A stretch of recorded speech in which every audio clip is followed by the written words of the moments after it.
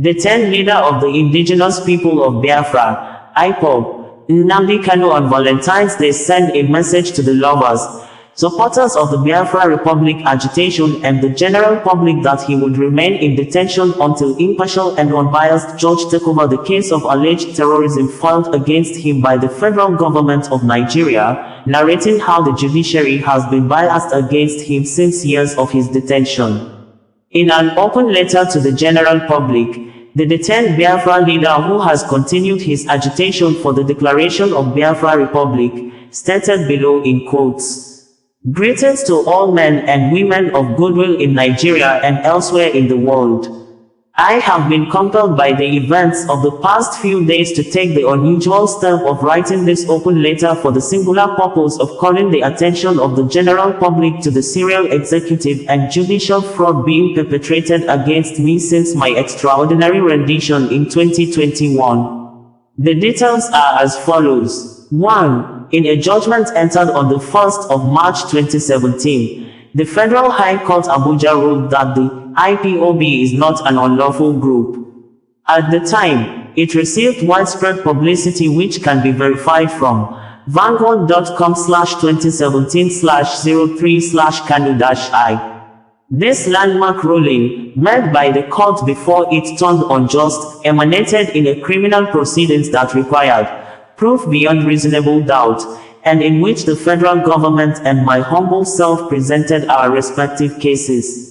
Alas, instead of the federal government to go on appeal as the law mandated, if they are dissatisfied with the judgment, the former Attorney General, Abubakar Malami, went behind closed doors with a letter signed by late Abakari and got IPOB proscribed, tagged a terrorist group in an ex-parte proceedings conducted without notice to me or to the IPOB.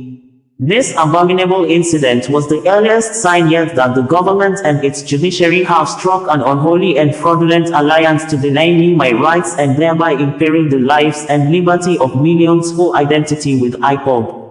2. On the 26th of October 2022, a federal high court declared my extraordinary rendition and detention as unconstitutional, stating that the manner of arrest and detention of the applicant, Mazi Nnamdi Kanu, in Kenya, his continued detention in Abuja, his subjection to physical and mental trauma by the respondents, the inhuman and degrading treatment meted out to the applicant amounts to a brazen violation of the applicant's fundamental right to dignity of his person and threat to life under Section 34(1)(a) of the 1999 Constitution of the Federal Republic of Nigeria, as amended.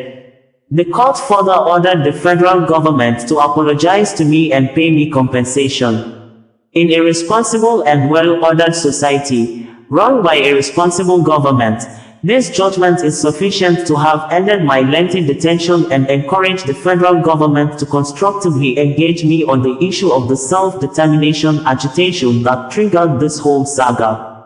3. Pedal back to the 13th of October 2022 when the Court of Appeal held that the courts must never shy away from calling the executive to order when they resort to acts of executive lawlessness. The duty of the courts is to maintain a balance between ensuring that law and order is obeyed and the protection of the individual from oppressive actions by the executive. By the forcible abduction and extraordinary rendition of the appellant, Mazi Nnamdi Kanu, from Kenya to this country on the 27th day of June 2021, in violation of international and state laws, the lower court or indeed any court in this country is divested of jurisdiction to entertain charges against the appellant. Despite the clarity of this judgment and its comportment with reason, the federal government refused to release me from detention while it went behind closed doors and connived with 3 other justices of the Court of Appeal who fraudulently and swiftly sat on appeal over the judgment and practically destroyed it by issuing what they termed a stay of execution. One may then ask, is it not abominable for a court to stay a judgment the government already disobeyed? In a plethora of cases, the Supreme Court has held that anybody who disobeys a related court order cannot be given any judicial relief until such order is obeyed. This is a sound reasoning that applies to everybody but is fraudulently overlooked when it comes to my case. 4. Fast forward to the 15th of December 2023 when the Supreme Court sent back my case to the Federal High Court for trial. For avoidance of doubt, that was not the only decision the Supreme Court made. It also decided that my bail should not have been revoked, and it went on to state clearly that the judge exhibited significant and unacceptable bias by revoking my bail. In a sane society, one would expect that when the High Court received my case from the Supreme Court and hankered down for trial, it was also duty-bound to restore my bail in line with the pronouncement of the apex court. But that did not happen. Why? Well, your guess is as good mine, and that is, the court connived with the federal government to continue my detention in violation of Section 287 of the Nigerian Constitution, while they plotted to railroad me through an unfair trial that already has a predetermined verdict. 5. On the 24th of September 2024, I decided that I have had enough of taking my chances at getting justice from a judge that, in June 2021, sent me to secret police detention without fair hearing, later refused to transfer me to prison to better prepare for my trial, and capped it all by refusing to restore my bail and instead ordered an accelerated trial in the face of the reality that I will never get a fair trial whilst detained at the DSS. These are the major reasons that compelled me to request recusal of the judge, and having consented to it, she proceeded to make an order removing herself from my case. That order was never challenged on appeal, thus it remains extant to this day. But instead of the Chief Judge of the Federal High Court to do the lawful thing by assigning my case to another judge, he connived with the federal government to eat crow and send my case to a judge that stands recused by a valid order.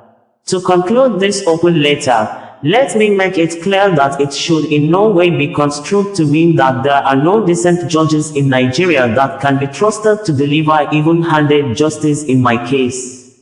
That is not the issue. Instead, the issue is that my case is deliberately being shielded from judges and justices that are deemed to be committed to doing justice, even when it means that the federal government must lose. Be that as it may, if it will take the rest of my life in detention to produce me before a proper and impartial court, so be it. But let me say this for the world to know, I will not succumb to any trial conducted by any judge or court whose jurisdiction does not pass constitutional muster. Not now, not ever. Thank you all. Signed by Mazi Nnamdi Kanu, dated the 14th of February 2025. We had reported that Justice Binta Nyako of Federal High Court in Abuja has adjourned indefinitely after the detained leader of Indigenous People of Biafra, IPOB, Nnamdi Kanu, as seen in a privileged video footage during February 10, 2025 court session, staged a resistance protest, insisting while confronting the judge face-to-face, including the prosecuting counsel, Ademwega Awomolo, that Justice Binta, who is an indigene of Katsina State, same state with former President Muhammadu Buhari, is biased. Saying, Justice Nyako, who had held a political position of Katsina State Attorney General and Commissioner of Justice, that her court is not a court of law but a shrine of injustice, accusing the judge of poke-nosing with authorities to pass wrong judgment against him in order to be left off the hook by the federal government.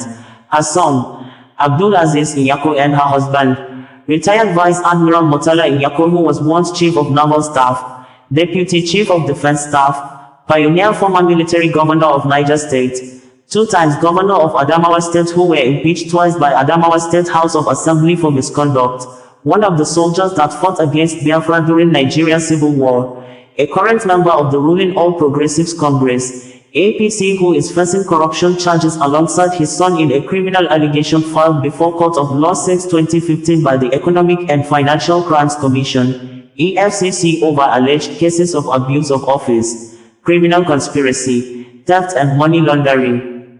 We had October 2024 reported that the Chief Judge of Federal High Court in Nigeria, Justice John Tahama Soho, has rejected the verbal plea by the detained Indigenous People of Biafra, IPOB leader, Nnamdi Kanu, for the trial judge in the case, Justice Binta Nyako, to withdraw being the judge over the lawsuits. Justice Soho stated that Kanu's case was reassigned to Justice Nyako due to its prolonged nature, dating back to 2015. Given that Justice Nyako had handled the case for the most part, she was deemed the most suitable judge to see it through to its conclusion. However, the Chief Judge directed that if at the next hearing of the case, Kanu still insists on recusing Justice Nyako, he must file a written motion with an affidavit, stating all the grounds for requesting the recusal. We had reported in September 2024 that Justice Binta Nyako of Federal High Court sitting in Abuja have withdrawn from the case of the 10th Biafra leader, Nnamdi Kanu, after the trial could not commence following the Biafra leader's personal confrontation with the judge for the second time in the year. We had reported in May 2024 that, in a rare case in the history of legal proceedings in the world, Nnamdi Kanu, the detained leader of the Indigenous People of Biafra, IPOB, helped himself at the Federal High Court sitting in Abuja and played the role of a lawyer with full energy and vibrant command of words. With fearless loud voice defended himself with face-to-face confrontation with the trial judge, Justice Binta Nyako, and the Federal Government Prosecution Counsel, Adegboyega Awomolu. Kanu is being prosecuted by the federal government on a 7-count bordering on terrorism.